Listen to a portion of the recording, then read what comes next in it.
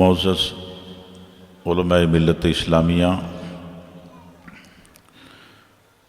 سادات کرام،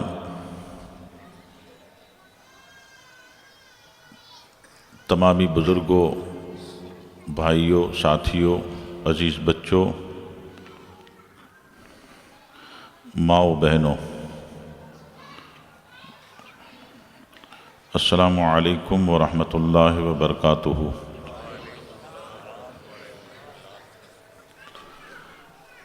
الی اشرف الانبیاء والمرسلین وآلہ واصحابہ اجمعین، اقرأوا الفاتحہ۔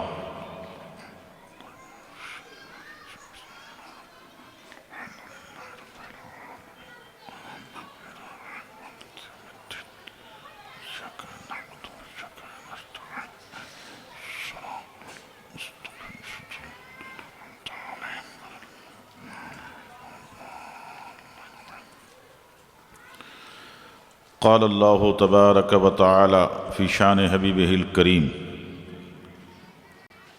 اعوذ باللہ من الشیطان الرجیم، بسم اللہ الرحمن الرحیم۔ ان اللہ وملائکتہ یصلون علی النبی یا ایہا الذین آمنوا صلوا علیہ وسلموا تسلیما۔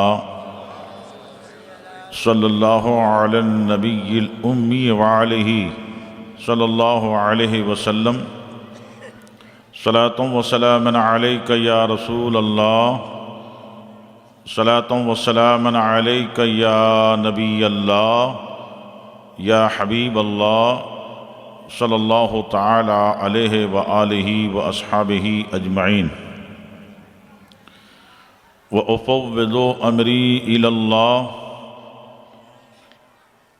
ان اللہ بصیر بالعباد برحمتک یا ارحم الراحمین۔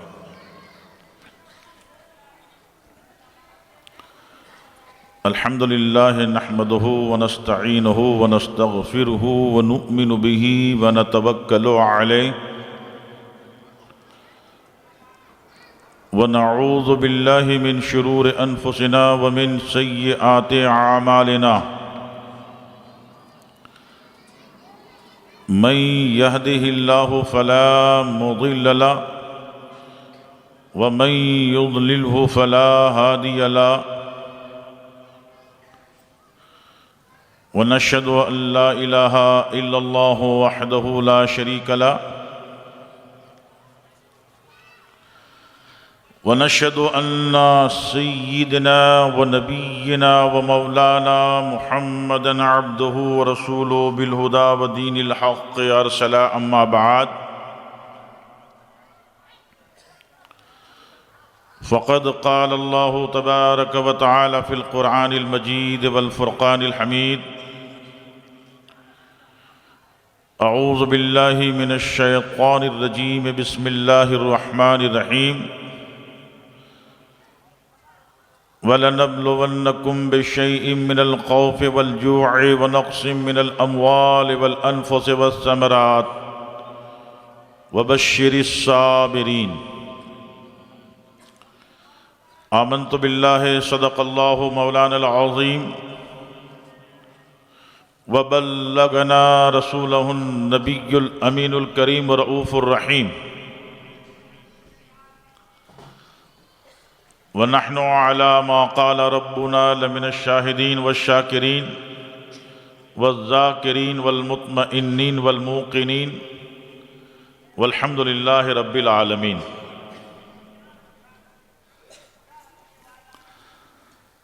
حضرات، دستور کے مطابق ادب و احترام کے ساتھ بارگاہ امام القبلتین وسیلتنا فی الدارین، صاحب قربت کعبہ قوسین، جد الحسنین، جناب احمد مجتبیٰ محمد مصطفیٰ ارواحنا فدا صلی اللہ تعالی علیہ وسلم کی بارگاہ میں درود و سلام کا نذرانہ پیش کریں اور پڑھیں اللہم صلی وسلم وبارک علی سیدنا و نبینا و مولانا محمد معدن الجود والکرم منبع العلم والحلم والحکم و آلہ العظام و اصحابہ الفخام صلاۃ و سلام علیک یا رسول اللہ صلی اللہ تعالی علیہ وآلہ و اصحابہ اجمعین۔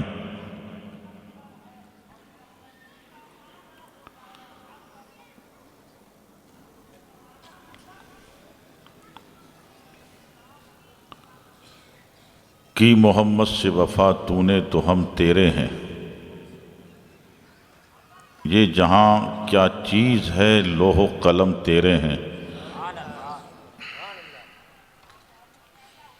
محمد کی محبت دین حق کی شرط اول ہے، اسی میں ہو اگر خامی تو سب کچھ نامکمل ہے۔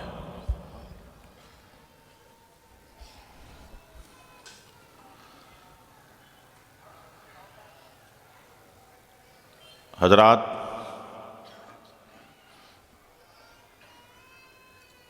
اللہ تبارک و تعالیٰ کا ارشاد ہے وَلَنَبْلُوَنَّكُمْ، اور ہم تم کو ضرور آزمائیں گے۔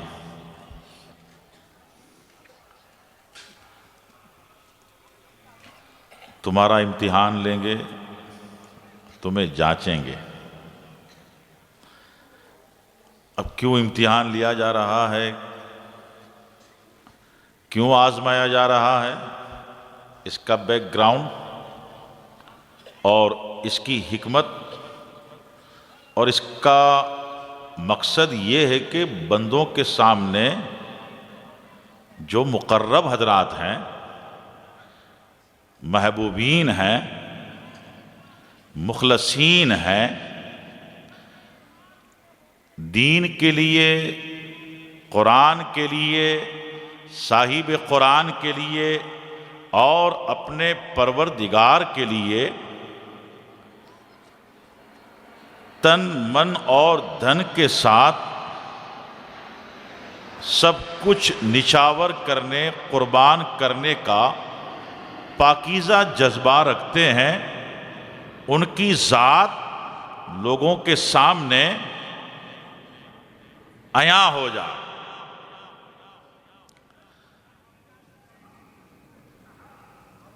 اور جو لوگ مخلص نہیں ہیں، مقرب نہیں ہیں، ظاہری شکل و صورت سے تو بہت اچھے بھلے معلوم ہوتے ہیں، ہر وقت ہاتھ میں قرآن لے کے چلتے ہیں، قال اللہ و قال الرسول کا تسلسل زبان سے ہمہ وقت جاری رہتا ہے،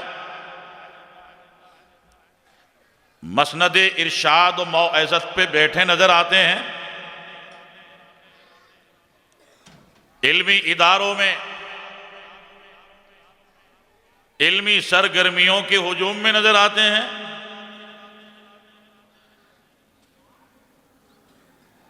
مگر دل میں اللہ تعالیٰ کا قرب نہیں ہے، سینے میں اللہ کے نبی صلی اللہ علیہ وسلم کا ادب نہیں، احترام نہیں۔ تو اب ان دونوں میں مابہ الامتیاز فرق تو ہونا چاہیے کہ اوریجنل ڈائمنڈ کیا ہے اور امیٹیشن کیا ہے، اصلی کیا ہے، نقلی کیا ہے۔ اللہ تبارک و تعالیٰ اپنے بندوں کو باخبر کرنے کے لیے، تاکہ اللہ تعالیٰ کے بندے دھوکہ نہ کھائیں، فریب کا شکار نہ ہو، سچوں کو پرکھنے پہچاننے میں آسانی ہو جائے۔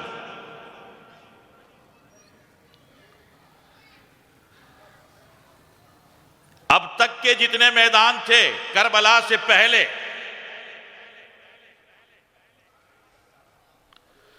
ان میدانوں کا کچھ نقشہ الگ ہوتا تھا.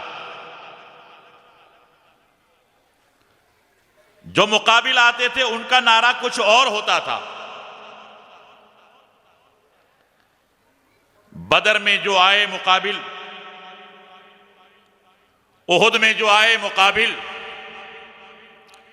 خندق میں جو مقابل آئے تھے، خیبر میں آئے تھے، موتا میں آئے تھے، حنین میں آئے تھے، یمامہ میں آئے تھے، یرمک میں آئے تھے، قادسیہ میں آئے تھے، تو ان کا نعرہ کچھ اور تھا، ان کا دین کچھ اور تھا، ان کا مذہب کچھ اور تھا، ان کا مشرب کچھ اور تھا، ان کا راستہ کچھ اور تھا. وہ بت پرست تھے وہ لوگ، اور کفر کے مت والے تھے، باطل کے لیے میدان میں لڑنے آئے تھے، شرک و کفر کی حمایت و نصرت کے لیے میدان میں لڑنے آئے تھے. تو انہیں پرکھنے میں بڑی آسانی ہوتی تھی، مگر کربلا کے میدان میں پرکھنا اہل عشق کے لیے تو بہت آسان ہے، مگر جو لوگ کبھی کبھی عشق کے ساتھ عقل کو بھی دخل دیتے ہیں، اپنے ذہن و فکر کے خیالات کو بھی عشق کے ساتھ ساتھ کھڑا کر دیتے ہیں، تو کنفیوژن بھی ہوتا ہے، دھوکہ بھی ہوتا ہے، اور پیر پھسل بھی جاتے ہیں. اسی لیے تو آپ نے 2 سال پہلے سنا ہوگا، بامبے کی زمین پر ڈاکٹر ذاکر نائک نے معاذ اللہ رب العالمین یزید پلید کے نام کے ساتھ ترزی کا جملہ کہا تھا. ترزی کا جملہ کا مطلب نقل کفر نباشت. جیسے ہم سرکار بغداد کا نام لیتے ہیں تو کہتے ہیں رضی اللہ تعالی عنہ، عطائے رسول خواجہ معین الدین چشتی اجمیری کا نام لیتے ہیں تو کہتے ہیں رضی اللہ تعالی عنہ. حضرت محبوب شاہ قادری بغدادی موتیوں والوں کا نام لیتے ہیں تو کہتے ہیں رضی اللہ تعالی عنہ.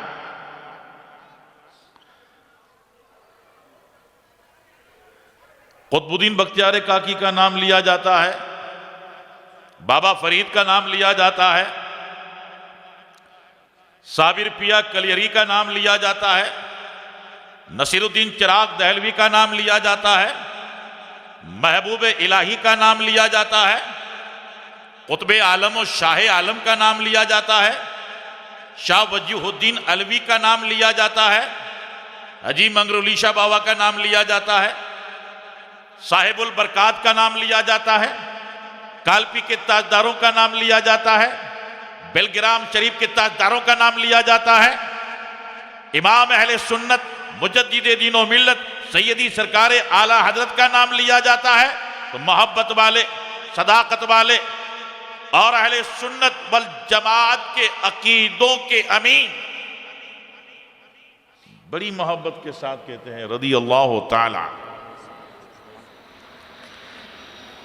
شہید کربلا کا نام لیں، امام حسن مصطفیٰ کا نام لیں، حضرت عباس علمبردار کا نام لیں، حضرت قاسم کا نام لیں، حضرت علی اکبر کا نام لیں، امام زین العابدین کا نام لیں، حضرت حور کا نام لیں، تو ہم محبت و عقیدت سے کہتے ہیں رضی اللہ تعالی عنہ. اس کا مطلب ہوتا ہے کہ یہ وہ ذات گرامی ہے جس سے اللہ تعالی راضی ہے.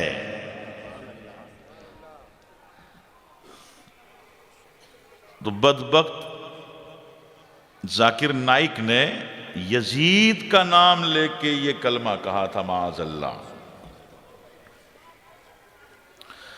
اور یہ ابھی ڈاکٹر طاہر قادری نام کا ایک پروفیسر آیا ہے جو تقریر تو پردے پہ بہت اچھی کرتا ہے، لیکن ایک راستہ ایک کانسیپٹ لے کے، ایک وچار دھارا لے کے چلا ہے، وہ شیعہ ہو، سنی ہو، غیر مقلد ہو، مودودی ہو، خارجی ہو، یہ فرقے سب الگ الگ مگر سب ساتھ میں رہو۔ مصلی پہ اگر کوئی یزیدی ہے تو نماز پڑھ لو، معاذ اللہ۔ مصلی پہ اگر کوئی خارجی ہے تو نماز پڑھ لو، معاذ اللہ۔ مصلی پہ اگر کوئی قادیانی ہے تو نماز پڑھ لو، معاذ اللہ۔ شیعہ ہے تو نماز پڑھ لو، غیر مقلد ہے تو نماز پڑھ لو۔ تو پھر کربلا میں امام عالی مقام کی شہادت کا معنی کیا؟ اس لیے کہ وہاں بھی اذان بھی دینے والے تھے، نماز پڑھنے والے بھی تھے، وہاں 5 وقت کی اذانیں وہاں ہوتی تھی، نمازیں وہاں بھی پڑھی جاتی تھیں، قرآن وہاں بھی پڑھا جاتا تھا۔ میدان کربلا قیامت تک آنے والے مومنین مومنات کے لیے حق اور صداقت کا ایک ایسا آئینہ ہے جس کے جلوں میں مومن آسانی سے سچوں کو پرکھ سکتا ہے۔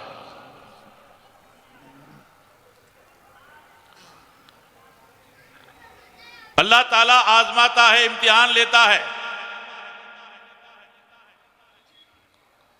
ہر دور میں، ہر زمانہ میں۔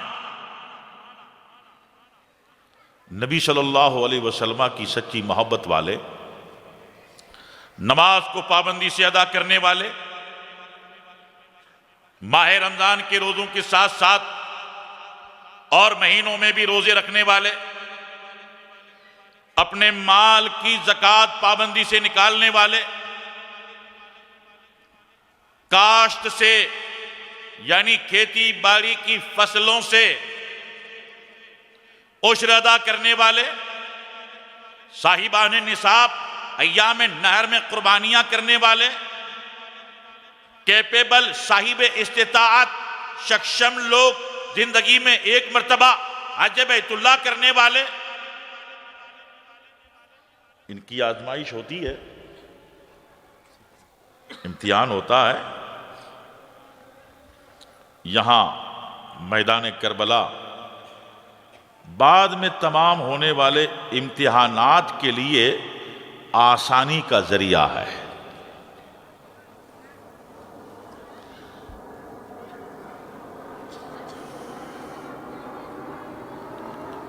سر کٹانا گھر لٹانا، کوئی تجھ سے سیکھ لے۔ استاد زمن حضرت مولانا حسن رضا خان صاحب قبلہ علیہ رحمت و رضوان، سید الشہداء شہزادہ گلگو قبا، امام عالی مقام رضی اللہ تبارک و تعالیٰ عنہ کی بارگاہ میں عرض کرتے ہیں، اے فاطمہ کے لال، اے حیدر کرار کے نونہال، سر کٹانا گھر لٹانا کوئی تجھ سے سیکھ لے، جان عالم ہو فدائے خاندان آل بیت۔ فاطمہ کے لال کا آخری دیدار ہے۔ بہت ہی محبت بھرا ہدیہ پیش کیا ہے۔ کربلا میں ہو رہا ہے امتحان اہل بیت۔ کل کی مجلس میں آپ کی خدمت میں جنگ کے ابتدائی مرحلے کو اور اختصار کے ساتھ ان شارٹ آپ کے سامنے کچھ واقعات پیش کیے تھے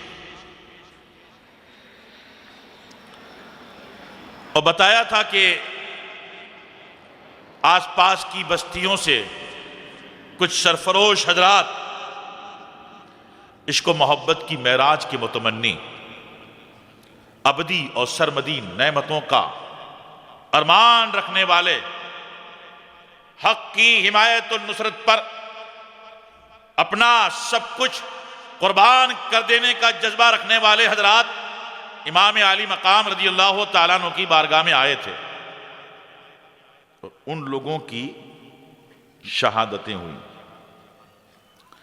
اور امام عالی مقام کے قافلے میں مولا کائنات سرکار علی مرتضیٰ کرم اللہ تعالی وجہ الکریم کے دو نامی گرامی شاگرد تابعی حضرت حبیب بن مظاہر اور حضرت مسلم بن اوشجا رضی اللہ تعالیٰ عنہما، انہوں نے امام علی مقام رضی اللہ تعالیٰ عنہ سے بڑے جوش و خروش سے کمال محبت و تمام عشق کے ساتھ کہا تھا کہ حضور جب تک ہمارے دلوں میں دھڑکن باقی ہے، زندگی کی رمق باقی ہے، نبض دھڑک رہی ہے، خون گردش کر رہا ہے، تب تک خان وعدائے نبوت کے کسی شہزادے پہ آنچ نہیں آنے دیں گے انشاءاللہ۔ ایک کے بعد ایک میدان میں امام عالی مقام کی اجازت لے کر کے اترتے رہے، جن میں حضرت مسلم بن اوشجا بھی اترے، حضرت حبیب بن مظاہر بھی اترے، اور یہ لوگ بہت علم والے تھے، بڑے عمل والے تھے، اور مولا کائنات کے شاگرد یہ شرف جنہیں ملا ہو، ان کے علم و عمل کا کیا پوچھنا، بہت فصیح بھی تھے، بلیغ بھی تھے،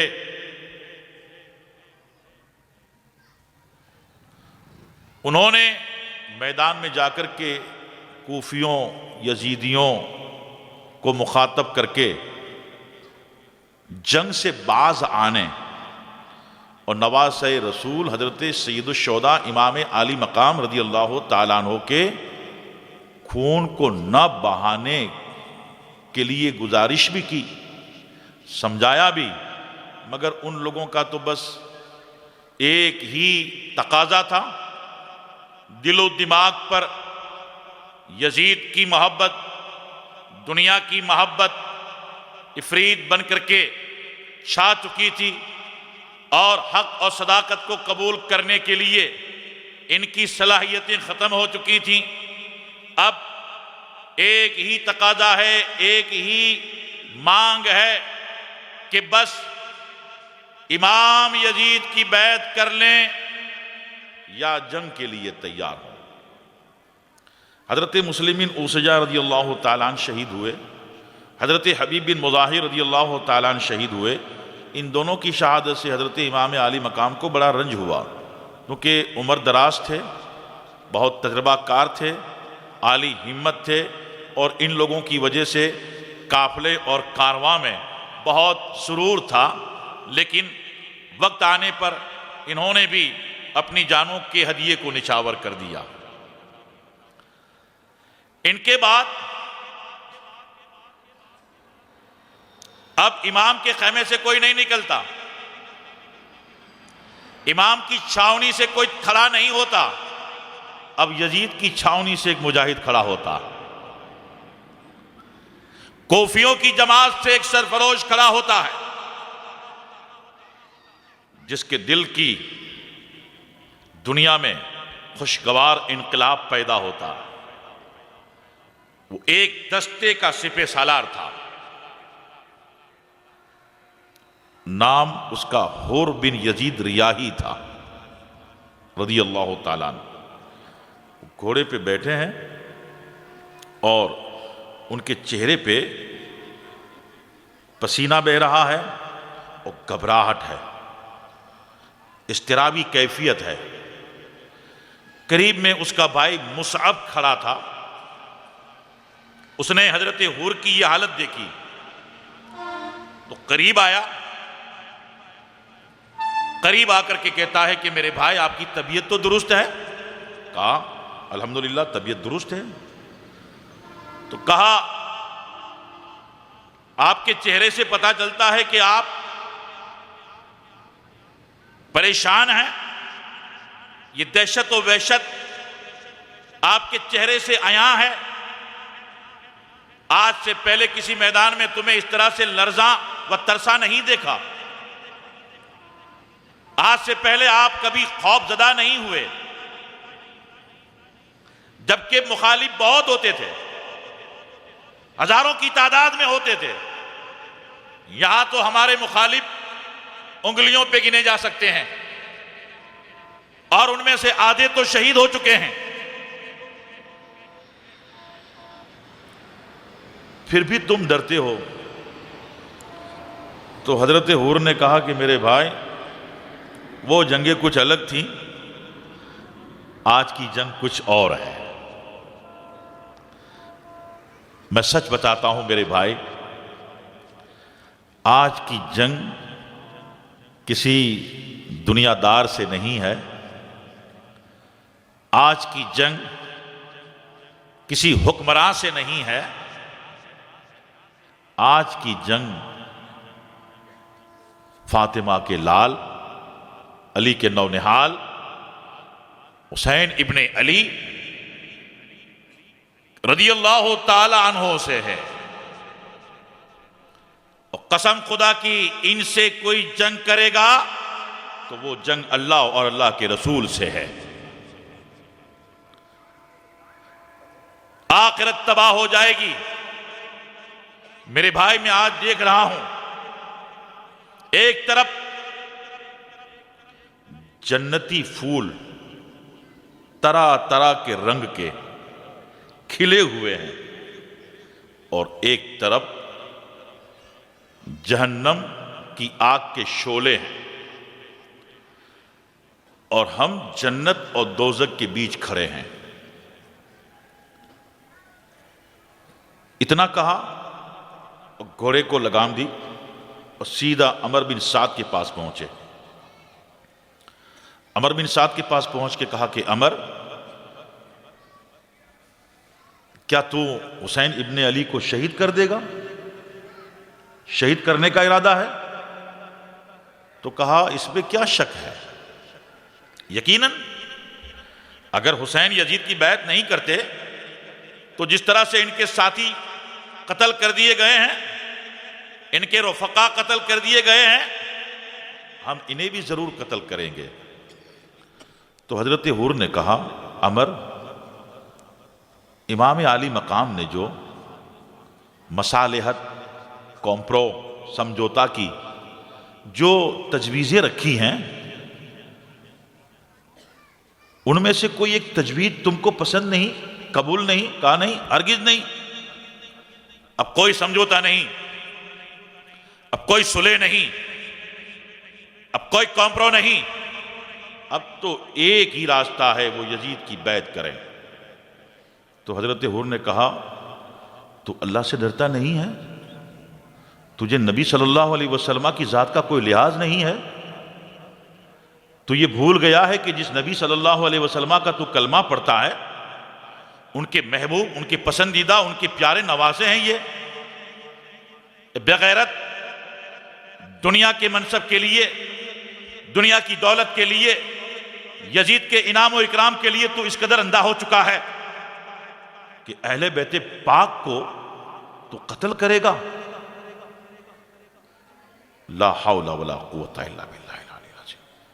یہاں سے گھوڑے کو آپ نے ایڑ لگائی اور سیدھا حضرت امام عالی مقام کی خدمت میں پہنچے، گھوڑے سے اترے، چلے، امام کے قدموں میں گر گئے۔ اے حسین ابن علی، پہلا مجرم تو میں ہی ہوں، سب سے پہلے آپ کا راستہ روکنے والا میں، کہیں ادھر ادھر آپ کو جانے نہیں دیا، لہذا میں بہت بڑا گنہگار ہوں۔ لیکن امام، مجھے یہ معلوم نہیں تھا کہ نوبت یہاں تک پہنچے گی، میں سمجھ رہا تھا کہ صلح ہو جائے گی، سمجھوتا ہو جائے گا، کوئی امن و امان کا راستہ نکل آئے گا، مگر ان لوگوں کے رویے سے اب مجھے یقین ہو گیا ہے کہ ان کے ارادے بہت ناپاک ہیں، بہت بھیانک ہیں۔ اب مجھے میرے ایمان نے، میرے دل نے، میرے ایمانی جذبے نے آپ تک پہنچایا۔ ایک مومن ہونے کی حیثیت سے، رحمت للعالمین صلی اللہ علیہ وسلم کا امتی اور غلام ہونے کی حیثیت سے، علی مرتضیٰ کرم اللہ تعالی وجہ الکریم کا شیدائی ہونے کی وجہ سے، جنت کا طلبگار ہونے کی وجہ سے، آپ کے نانا کی شفاعت کی امید رکھنے والا ہوں۔ میں آپ کی بارگاہ میں توبہ کرنے آیا ہوں، معافی چاہنے آیا ہوں۔ اے امام، خدا را مجھے معاف کر دیجئے، میری خطا کو بخش دیجئے۔ امام عالی مقام نے فرمایا کہ حر، جب تم حقیقت کو سمجھ چکے ہو، سچائی تمہارے سامنے آ چکی ہے اور تمہیں اپنے کیے ہوئے پہ پچھتاوا ہو رہا ہے، ندامت ہو رہی ہے، تو میں یقینی طور پہ تمہیں معاف کرتا ہوں، میں درگزر کرتا ہوں، میں تمہاری خطا بخش دیتا ہوں۔ اب اگر تم میرے خلاف جنگ نہیں کرتے اور سچائی کا راستہ تم اختیار کرتے ہو تو مجھ سے تمہیں کوئی تعارض نہیں ہے، اور میں نے معاف کر دیا، تم جا سکتے ہو۔ کہا حضور میں کہاں جاؤں گا، میرے مرکز عقیدت، میرے نبی صلی اللہ علیہ وسلم کے نواسے دشمنوں میں گھیرے ہوئے ہیں، تیر اور برچیاں، نیزے و تمام تر لوگ آپ پر حملہ آور ہونے کی تیاری میں ہیں، اور میں اس عالم میں آپ کو چھوڑ کے کیسے جا سکتا ہوں؟ ابھی تو میرا فیصلہ یہ ہے، ابھی تو میرے دل کا تقاضا یہ ہے، ابھی تو میرا ایمان مجھ سے یہ مطالبہ کرتا ہے کہ آپ مجھے سر کٹانے کی اجازت دیں، ان کے خلاف آپ مجھے تلوار اٹھانے کی اجازت دیں۔ امام عالی مقام سے بہت اصرار کیا، آخر امام عالی مقام نے انہیں اجازت دے دی، خوش ہو گئے۔ حضرت حر راضی ہو گئے، دل کو اطمینان ہو گیا، میری خطا امام نے معاف کر دی، میرا جرم امام نے معاف کر دیا، میری غلطی کو امام نے بخش دیا، اور مجھے اپنی بارگاہ میں سرفروشی کے لیے قبول کیا۔ فوراً گھوڑے کی پیٹھ پہ بیٹھے، لگام دی اور لشکر کے سامنے آ کے کھڑے ہو گئے۔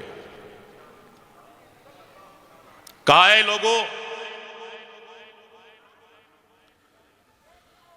خدا را تم اپنے آپ پہ رحم کرو اور اپنی آخرت کو بچاؤ، اللہ تبارک و تعالی کا خوف کرو، اور نبی صلی اللہ علیہ وسلم کے خانوادہ پر ظلم و ستم مت کرو۔ اے عمر بن سعد، اے شمر، اے کھولی، خبردار خبردار، میں تمہیں سمجھانے آیا ہوں کہ تم سمجھ جاؤ۔ عمر بن سعد سنتا رہا۔ اس کے بعد ایک بہت بڑا طاقتور جنگجو بہادر بہت تجربہ کار تھا، اس کا نام صفوان تھا۔ عمر بن سعد نے کہا کہ صفوان، اسے کیا ہو گیا ہے؟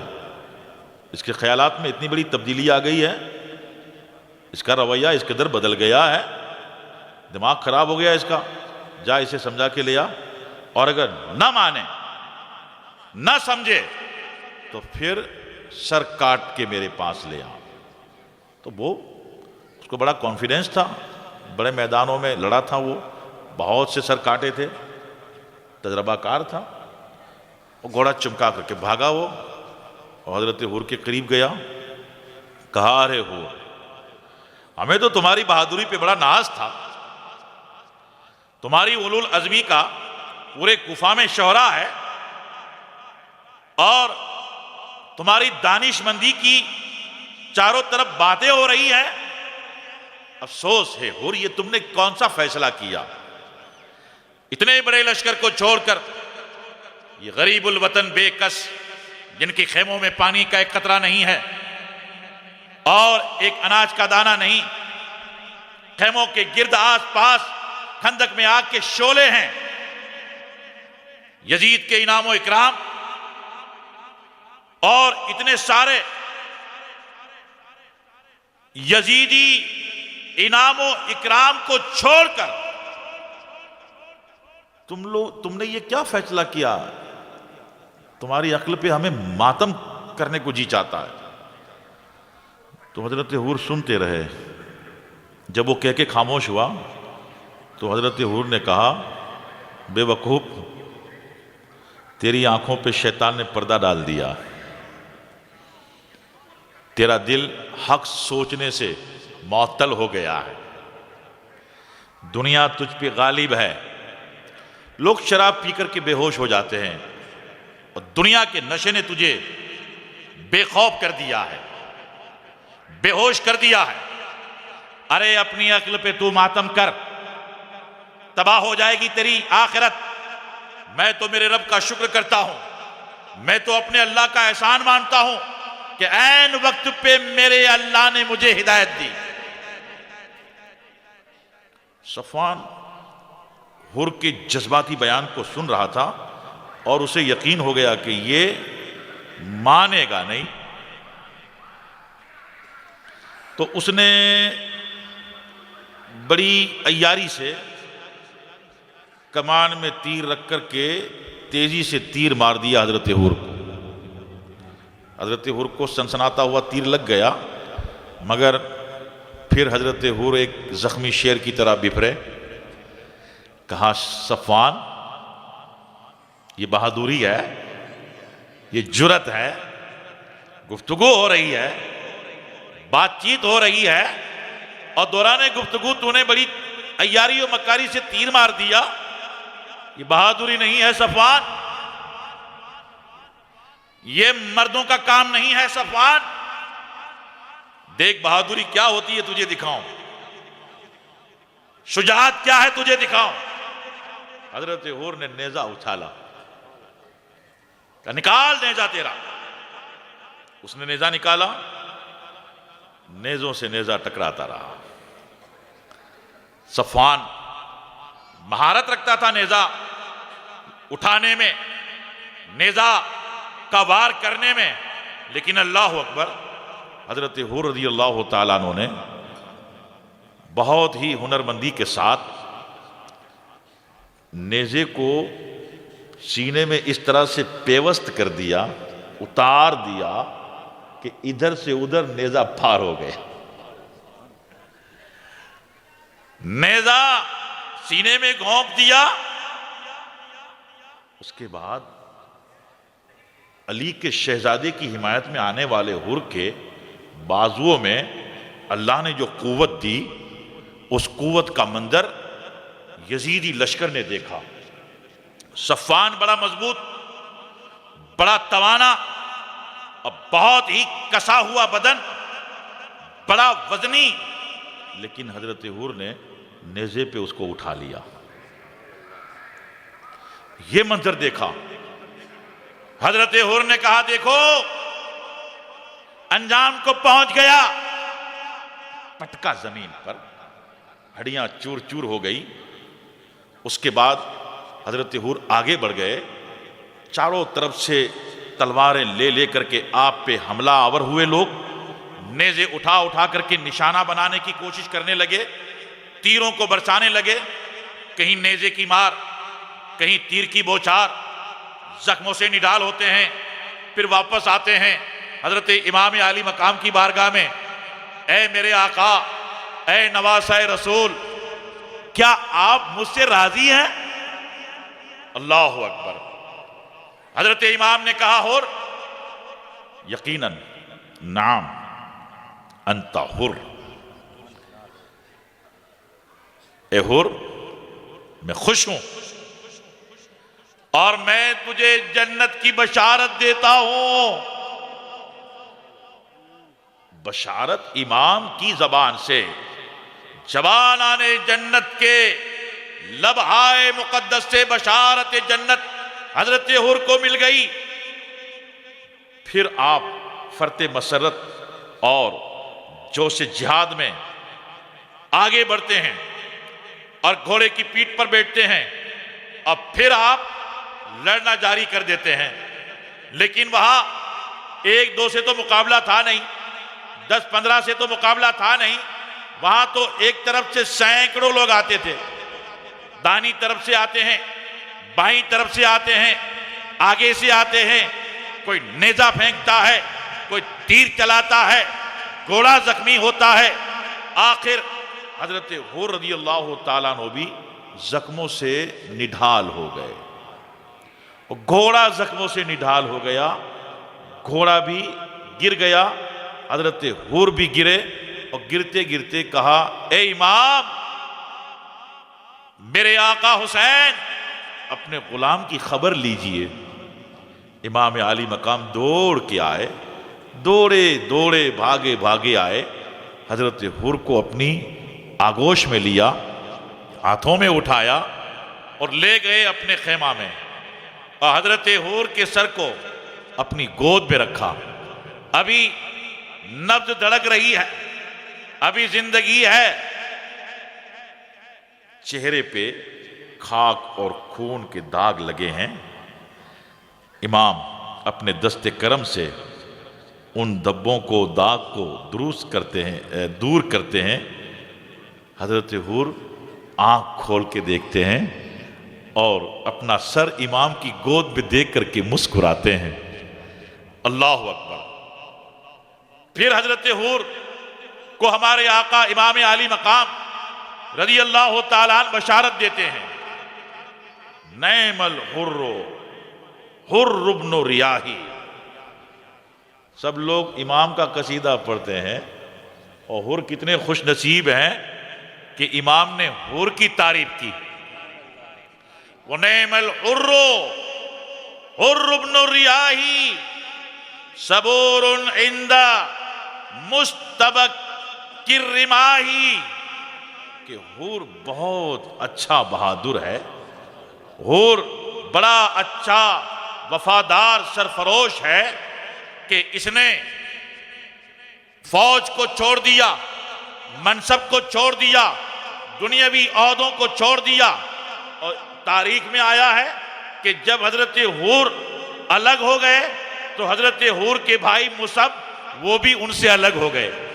اور جب مصعب الگ ہوئے تو حضرت حور کے غلام تھے وہ بھی الگ ہو گئے, اور حضرت حور کے ساتھ حور کے بھائی حضرت مصعب بھی شہید ہوئے اور ان کے غلام بھی شہید ہوئے. اللہ اکبر. حضرت حور کی لاش اقدس کو امام عالی مقام نے شہداؤں کی لاشوں کی قطار میں سلا دیا, رکھ دیا.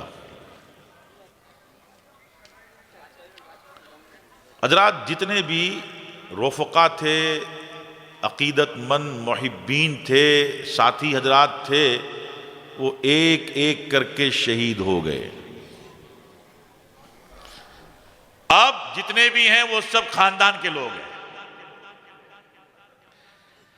حضرت امام حسن مجتبی رضی اللہ تعالیٰ عنہ کے 4 صاحبزادے, جن میں سے ایک حضرت قاسم, اور حضرت مولائے کائنات علی مرتضیٰ کرم اللہ تعالی وجہ الکریم کے امام حسین کے علاوہ 5 صاحبزادے, جن میں سے ایک حضرت عباس علم بردار, جو میدان کربلا میں حسینی جماعت, حسینی لشکر کے پرچم بردار, علم اٹھانے والے, علم بردار. اور حضرت مسلم بن عقیل کے ایک صاحبزادے حضرت عبداللہ بن مسلم بن عقیل, اور حضرت مسلم بن عقیل کے 3 بھائی عبد الرحمن بن عقیل, جعفر بن عقیل اور عبداللہ بن عقیل اور سیدہ زینب رضی اللہ تعالیٰ عنہ کے لگتے جگر اون و محمد اور سید الشہداء امام عالی مقام کے 3 صاحبزادے امام زین العابدین، امام علی اکبر اور شیر خوار حضرت علی اصغر، اور 1-2 اور بچے شیر خوار تھے، 2-3 چھوٹی بچیاں جس میں سیدہ سکینہ رضی اللہ تعالیٰ عنہ اور امام عالی مقام کی 2 بیویاں تھیں، حضرت امام حسن کی بیویاں اور شہزادوں کی بیویاں، اور ان خواتین کی پوری قیادت اور خواتین کو صبر و استقامت کے ساتھ صابر و شاکر رہنے، اللہ کی رضا پہ راضی رہنے اور نبی پاک صاحب لولاک صلی اللہ علیہ وسلم کی خان وعدہ کی شہزادیاں ہونے کی وجہ سے ہم سے کوئی ایک لفظ ایسا نہیں نکلنا چاہیے جس میں کوئی شکایت ہو، جس میں کوئی غیر شرعی بات ہو۔ اللہ کی رضا کے لیے صبر کے ساتھ رہیے، شکر کے ساتھ رہیے، نماز ادا کرتے رہیے، قرآن پڑھتے رہیے، رب کا ذکر کرتے رہیے۔ پوری قیادت میدان کربلا میں سیدہ زینب رضی اللہ تعالیٰ عنہ سنبھالی تھی۔ اب حضرت مسلم بن عقیل کے ایک صاحبزادے حضرت عبداللہ بن مسلم یہ میدان میں اترتے ہیں، شہید ہوتے ہیں۔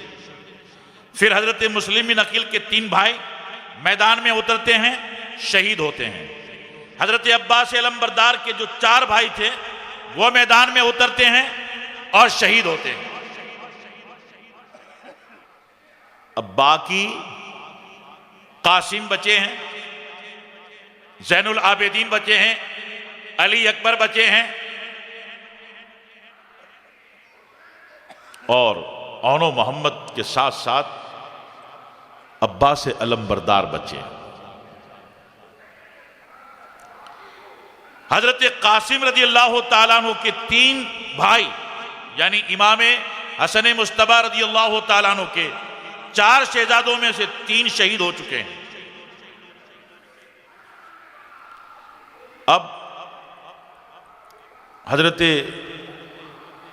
قاسم رضی اللہ تعالیٰ عنہ ان کا چہرہ مہرا امام حسن مجتبی رضی اللہ تعالیٰ عنہ سے بہت مشابہت رکھتا تھا، بہت ملتا جلتا تھا،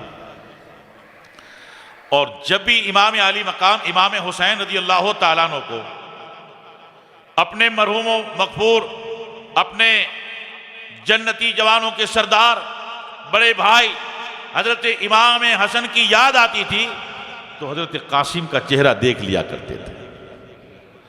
اب حضرت قاسم آئے، اور قاسم گھٹنے ٹیک کر کے بیٹھ گئے، سر جھکا ہوا ہے، عرض کرتے ہیں میرے چچا، میرے امام، میرے سرپرست، اے امام علی مقام، میں بھی تمنا لے کے آیا ہوں، آرزو لے کے آیا ہوں۔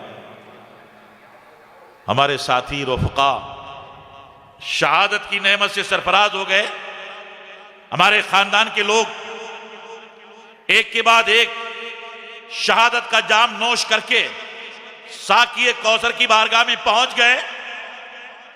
مجھے بھی تمنا ہے شہادت کی، میں بھی اپنے آقا جناب محمد رسول اللہ صلی اللہ علیہ وسلم کے دست پاک سے جام کوثر پینے کی تمنا رکھتا ہوں۔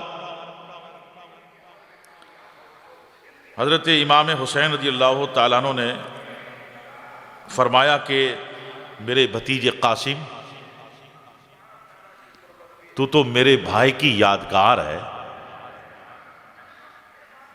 جب بھی مجھے امام حسن کی یاد آتی ہے میں تجھے دیکھ لیا کرتا ہوں، میں کس طرح سے تمہیں اجازت دوں؟ کہا حضور جو بھی ہو، آپ نے سب کو اجازت دی ہے، سب کو شہادت حاصل کرنے کا آپ نے موقع دیا ہے، مجھے بھی اجازت دیں، مجھے بھی موقع دیں۔ حضرت قاسم رضی اللہ تعالیٰ عنہ کو امام علی مقام رضی اللہ تعالیٰ عنہ نے دعاؤں کے ساتھ سینے سے لگا کر اور رب کی بارگاہ میں التجاؤں کے ساتھ رخصت کیا۔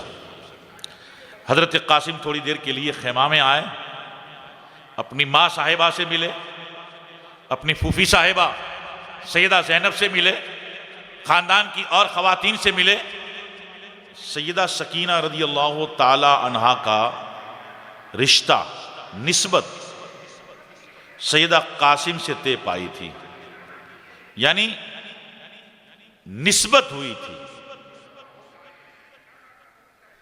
کچھ کتابوں میں جو شیعہ لوگوں کی کتابیں ہیں وہ طرح طرح کے من گڑت واقعے لکھ دیے ہیں کہ وہاں نکاح پڑھایا گیا، یہ ہوا۔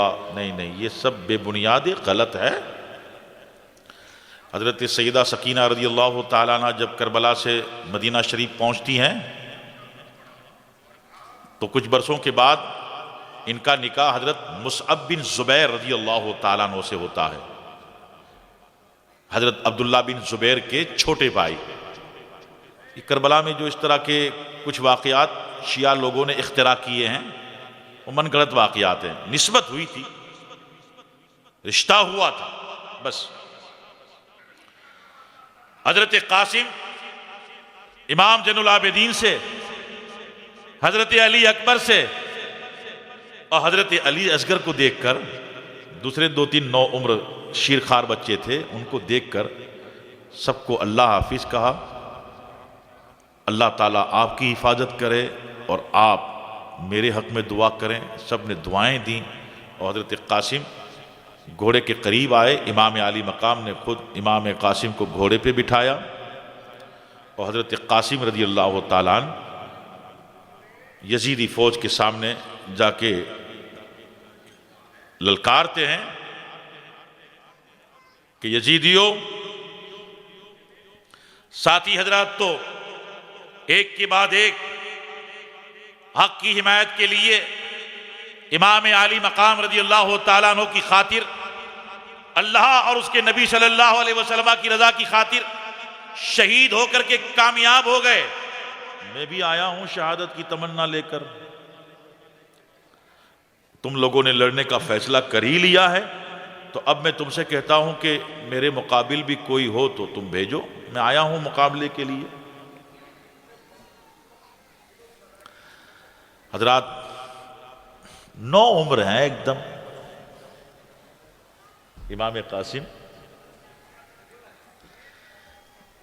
داڑھی شریف کے ابھی تو کچھ بال شروع کے جو نکلتے ہیں، سبزہ آغاز، فرسٹ ٹائم جو بال نکلتے ہیں تھوڑے تھوڑے، بس۔ لوگ دیکھتے رہے یہ کون ہے؟ عمر بن سعد سے پوچھا یہ جوان کون ہے؟ اس نے کہا یہ حسین کے بڑے بھائی حسن کا لڑکا ہے، قاسم نام ہے اس کا۔ اور ایک بات یہ بھی یاد رکھنا، یہ سب لوگ پورے خاندان کو جانتے تھے، اور شمر جو تھا وہ حضرت عباس اور حضرت عباس کے بھائیوں کا رشتے میں ماموں لگتا تھا۔ اور ایک دوسرا شخص تھا، اس کا نام عبداللہ ابن ابی محل، یہ بھی رشتے میں ماموں لگتا تھا، جو کہ حضرت عباس علمبردار کی ماں صاحبہ ام البنین، یہ مولا کائنات کی بی بی صاحبہ ہیں ام البنین، یہ دونوں ام البنین کے رشتے میں بھائی ہوتے تھے۔ تو انہوں نے ابن زیاد سے ان لوگوں کے لیے امان کا پروانہ لکھا لیا تھا کہ اے ابن زیاد، حسین کے ساتھ کچھ ہمارے جذباتی بھائی میں، ہماری ایک بہن ہے رشتے میں، اور بہن کے کچھ نو عمر لڑکے ہیں جوش جوش میں آ گئے ہیں، ہم چاہتے ہیں کہ انہیں جانے دیا جائے اور امان لکھ دے۔ کیونکہ شمر اور عبداللہ بن ابی محل وہ وہاں کے چاپلوس لوگوں میں بہت مشہور تھا، ابن زیاد کا منہ لگا تھا۔ ابن زیاد نے پروانہ لکھ دیا حضرت عباس کے لیے اور حضرت عباس کے بھائیوں کے لیے۔ وہ امان نامہ لے کر کے شمر امام عالی مقام کی چھاونی کے سامنے آ کے کہتا ہے ہماری بہن کے لڑکے کہاں ہیں؟ ام البنین کے شہزادے کہاں ہیں؟ تو حضرت عباس باہر آئے، کہا کون ہے؟ کیا کام ہے ہم سے؟ کس لیے پکارا؟ کہا یہ پروانہ لکھا کے آیا ہوں تمہارے لیے اور تمہارے بھائیوں کے لیے، آ جاؤ۔ کہا تجھ پر، تیرے پروانے پہ خدا کی فٹکار ہو، کیا ہمارا ضمیر مر گیا ہے؟ رگوں میں حیدر کرار کا خون دوڑ رہا ہے۔ دنیا پرست کی امان، امان ہمیں اللہ کی کافی ہے، امان ہمیں اللہ کے نبی کی کافی ہے۔ ہم حسین ابن علی کے قدموں میں خون کا ایک ایک قطرہ چھڑک دیں گے، جا بدبخت، تیری امان کی ہمیں ضرورت نہیں۔ اتنے قریبی تھے۔ تو جب حضرت قاسم گئے تو جو لوگ شام والے تھے، مصر والے تھے اور عراق کے کچھ علاقوں کے لوگ تھے، انہوں نے نہیں دیکھا تھا۔ جب دیکھا تو پوچھا عمر یہ کون ہے؟ کہا یہ حسین کے بڑے بھائی حسن بن علی کے لڑکے ہیں، قاسم نام ہے ان کا۔ تو وہ لوگ تعجب کرنے لگے کہ 3 دن کے بھوکے پیاسے ہیں، ہونا تو یہ چاہیے کہ چہرہ مزمحل ہو جائے، چہرہ اتنا صاف ستھرا اور تر و تازہ ہے، اور ان میں جو ہمت و جرأت ہے اس سے تو ذرہ برابر پتہ نہیں چلتا